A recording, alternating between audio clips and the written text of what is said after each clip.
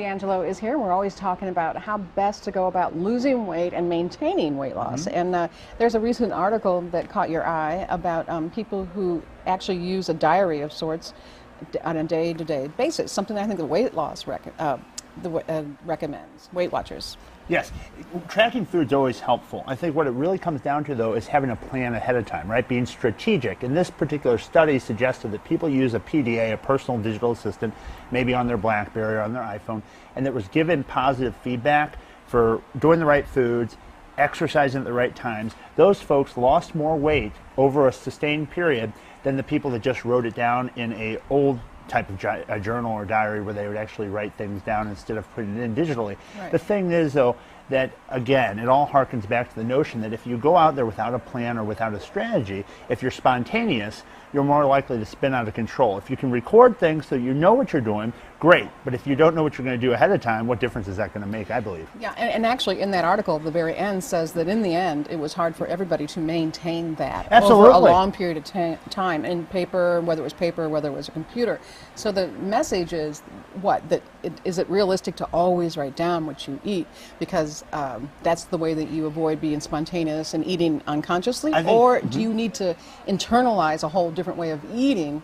And a whole different way of looking at yourself, and a whole different way of setting goals, right? Because one part of it is after a person reaches their goal, whether it is using their iPhone to do it, or going to a coach like me, or doing it through a Weight Watchers program or whatever, once that goal is attained, if they don't have another goal or another outcome that they're after, or if they don't really accept that this is who they are, a fit and healthy person, they find it difficult to keep with those habits.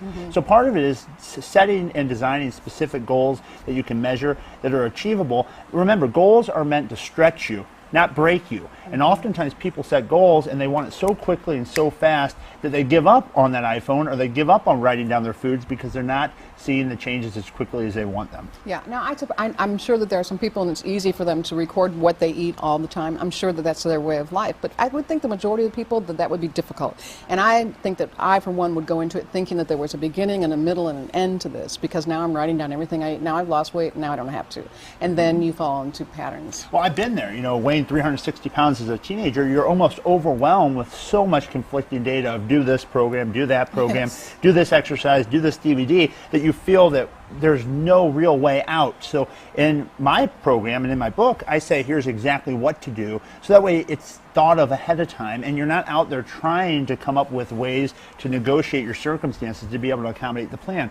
Go out there with a plan ahead of time, knowing what you're going to eat, knowing when you're going to exercise before you get out of bed in the morning. And if you can make that happen every single day, there's no doubt you'll reach your goal. But if you're out there trying to figure, how am I going to make time for exercise today?